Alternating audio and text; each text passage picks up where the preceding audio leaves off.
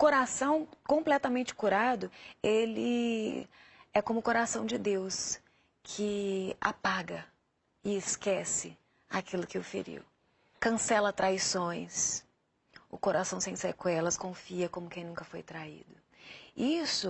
Falar isso para quem não crê em Deus ou não tem um relacionamento com Deus é algo impossível de se imaginar, assim como o perdão, que é uma atitude completamente espiritual. Muitas pessoas ignoram as suas feridas achando que esqueceram.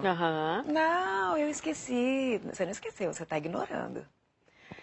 E algumas acham que esqueceram, mas esquecer não é perdoar. Em algum momento, essa ferida vai surgir na forma de uma gastrite, de um câncer, de um transtorno de tireoide, de uma obesidade ou de uma anorexia, ou essa ferida vai aparecer como um transtorno de ansiedade, ou essa ferida vai aparecer como uma psoríase ou um lúpus. A gente não sabe.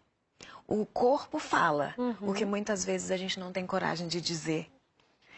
Muitas mulheres são afligidas porque é difícil encontrar uma mulher que tem um coração sem ressentimentos. E muitas de nós passam pela vida carregando nas costas um peso insuportável de uma história que já devia ter sido deixada para trás. Eu escolhi enxergar o que eu ganhei e não o que eu perdi. Eu escolhi olhar para Deus e descobrir que nas pequenas coisas Ele estava me dando uma nova chance. E que se alguns sonhos meus que eu achavam que eram sonhos tinham sido interrompidos, é porque não estava glorificando a Deus e de fato não faziam bem para mim. O ser humano faz planos, mas se esses planos não estão no coração de Deus, em algum momento eles vão trazer frustração, decepção. E no meu caso, quando eu vi que tudo aquilo que eu tinha planejado e tinha me esforçado tanto para que desse certo, eram ideias minhas e não ideias de Deus. E as ideias de Deus são sempre melhores do que as nossas, mas nem sempre a gente consegue esperar por elas. E eu sempre fui muito precipitada. Eu sempre acreditei muito nas minhas boas ideias, nos meus bons projetos. E eu não tinha tempo de perguntar a opinião de Deus. Mas quando Ele fez um milagre extraordinário na minha vida e eu me vi sem nenhuma habilidade, sem nenhuma capacidade, completamente irrelevante, careca, muda, de cadeira de rodas, e percebi que nenhuma das minhas ideias estavam mais fazendo efeito naquele momento, porque eu perdi tudo. E até a gravidez, que era o meu maior sonho era ter um bebê. E eu tinha pedido tanto para Deus que eu queria amamentar, eu falava assim, eu não vou ter babá porque eu não quero que ninguém encoste nele quando ele for recém-nascido.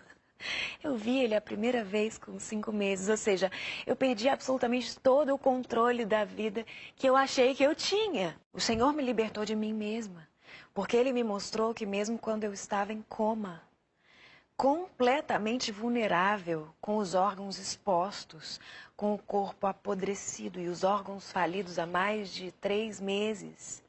É verdade que as pessoas chegavam no quarto e sentiam um cheiro fétido no ar? Muito forte. Isso você vê pelas testemunhas oculares que fazem parte do documentário do primeiro livro. Era muito difícil chegar perto de mim, o cheiro era muito forte, os meus órgãos, o abdômen estava aberto e os órgãos estavam expostos e na minha cavidade abdominal tinha muitas fezes, porque o intestino rompeu e todo o líquido fecal vazou pela cavidade abdominal, contaminando tudo, gerando uma sepse aguda com falência múltipla de órgãos. Então, voltar de tudo isso e saber que naquele momento de vulnerabilidade, onde você fica num CTI, entre aspas, e com muito cuidado nessas aspas, completamente abandonado, porque no CTI você fica monitorado por máquinas e os seus parentes não podem estar lá. Qualquer coisa pode acontecer com você. Eu estava desprotegida, sozinha, sem roupa, aberta. E Deus estava cuidando de mim lá. Quando eu saí daquele hospital, eu descobri que 90% das enfermeiras eram cristãs. E elas oravam enquanto faziam meus curativos e me davam banho. Os enfermeiros eram evangélicos. O maqueiro que me levava para a sala de cirurgia por mais de 15 vezes, eu em coma, ele era cristão e ele ia sussurrando no meu ouvido: Deus está com você. O cirurgião escolhido pelo plano médico que me operou e me abriu dezenas de vezes era um pastor. Definitivamente Deus estava querendo me ensinar a confiar nele. Dizer: filha, pelo amor de Deus, você não precisa ficar no controle de tudo sempre. Você vai deixar eu cuidar de você agora? Você vai deixar eu assumir o controle da sua história agora? Até o bebezinho recém-nascido foi para casa. Eu cuidei dele para você. Confia. Qual é a atitude mais difícil de um coração ferido, de emoções transtornadas e destruídas? Confiar. O que Satanás quer fazer com o nosso coração? Nos impedir de confiar. Porque quando você não confia, sabe o que você se torna? Autossuficiente. Quando você se torna autossuficiente, o que acontece? Você fica vazio. Quando você fica vazio, o que acontece? Pecados se acumulam nas ausências. Ausência de quê? De Deus. Todo ser humano tem um vazio. Do tamanho exato de Deus. Viver com Cristo, ou aceitar a Cristo, ou fazer uma confissão de fé e frequentar uma igreja não significa ter um coração completamente curado e sem sequelas. Eu vou precisar caminhar com o Espírito Santo por um tempo e deixar ele investigar a minha alma para ver se existe algo em mim que ofende a Deus e permitir que ele tire de mim essas coisas. Claro que eu tinha medo. Eu tive uma experiência desastrosa, não só de conjugal, mas de uma história inteira, de tantos namoros, tantos noivados. Eu era misericórdia. Eu por muito tempo tomei decisões desastrosas e isso acumulou tanta tristeza no meu coração. E por incrível que pareça, todas as vezes que você coloca um equívoco no lugar de Deus, ou você transfere a responsabilidade da sua felicidade a alguém, ou você tenta encaixar uma coisa ou uma pessoa naquele espaço vazio que é do tamanho de Deus, quando aquele equívoco te frustra, te decepciona, você se encontra vazio de novo, aquele vazio parece maior. Vai se tornando um rombo que ecoa os teus conflitos internos, os teus dilemas, e você se sente completamente incapaz de se encarar, se perdoar e se permitir ter uma vida santa. Você acredita que pelo que você viveu no passado, você é incapaz de ser puro de novo, mas Deus faz novas todas as coisas. E quando ele me surpreendeu, quando o pastor Felipe Heidrich me pediu em casamento, eu falei: Senhor, será que eu estou pronta para viver esse desafio tão grande? O Senhor já fez um milagre no meu corpo, na minha alma. Eu tenho, sim, um coração que não guarda ressentimentos de todos os fracassos da minha vida, até daqueles que eu muitas vezes vejo que eu não busquei, eu não desejei, eu não quis. Eu consegui, no meu coração, deixar que a gratidão prevalecesse e me livrei de todo e qualquer ressentimento, qualquer tipo de trauma de raiva ou de vingança ou de falta de perdão ou murmuração ou autocomiseração.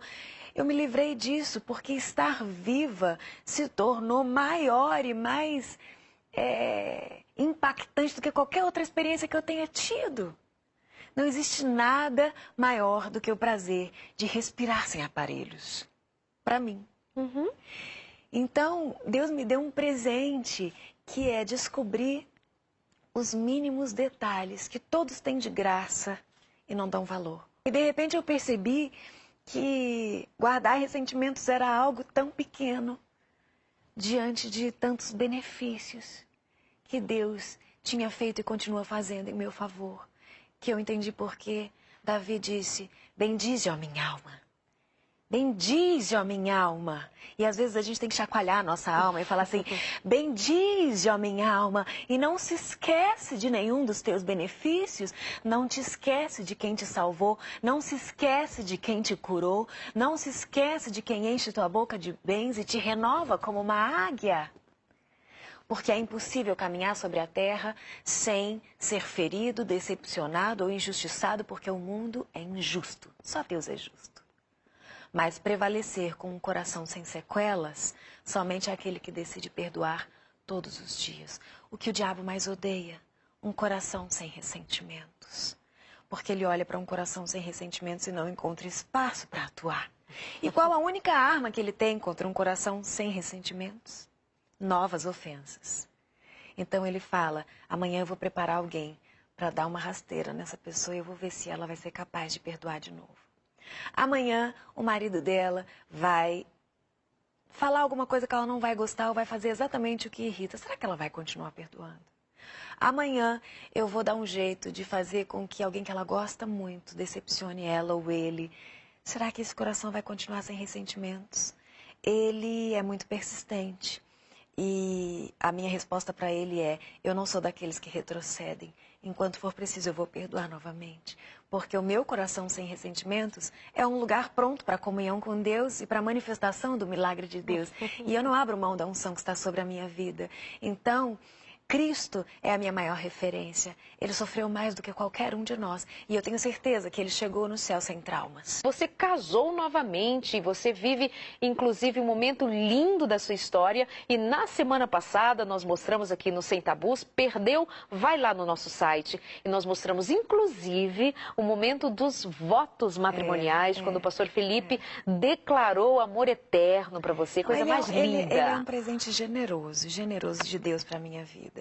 E ele sempre fala que, às vezes ele diz assim que eu sou muito boba, eu perdoo muito fácil, mas isso é muito bom. E eu não perdoo fácil porque eu sou boazinha. Eu não sou boazinha.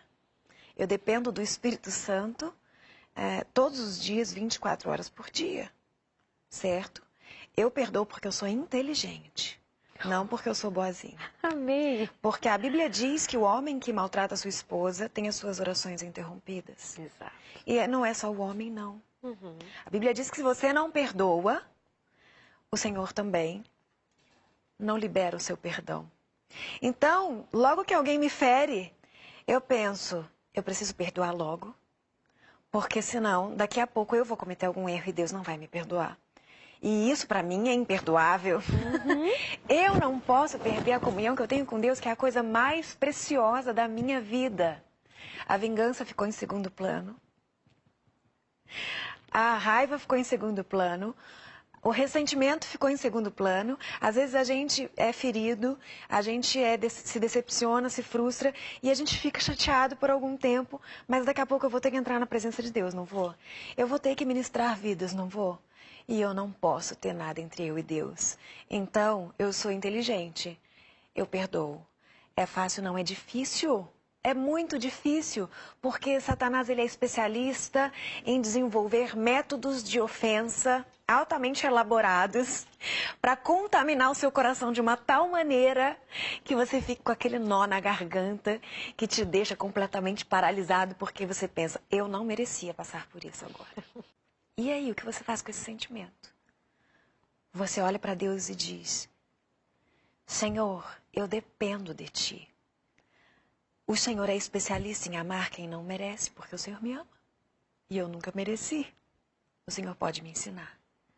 Cristo foi injustiçado e passou pelas piores aflições, sem por nem um segundo merecer. Então, se eu creio nele, eu também sou capaz de padecer por ele. E eu agora libero perdão para fulano, beltrano, ciclano, ou para quem tiver que ser. E até para mim mesma. E para mim mesma, porque é muito difícil se perdoar, a gente exige tanto da gente. E eu fico repetindo que eu perdoo até que eu comece a realmente sentir que perdoo de verdade. E quando eu percebo que esse perdão está muito difícil, eu começo a orar por essa pessoa e abençoar muito a vida dela e declarar toda a sorte de bênçãos. Porque quando você ora por alguém, você começa a amar essa pessoa. Você já percebeu isso? E aí você descobre porque Jesus disse, ama teus inimigos. Você lê essa parte da Bíblia e fala, gente, isso é impossível. Experimenta orar por eles. Quando você menos espera, você está sentindo amor, Coração se compaixão. Mesmo que eles não mereçam. E aí você percebe que definitivamente maior é o que está em nós.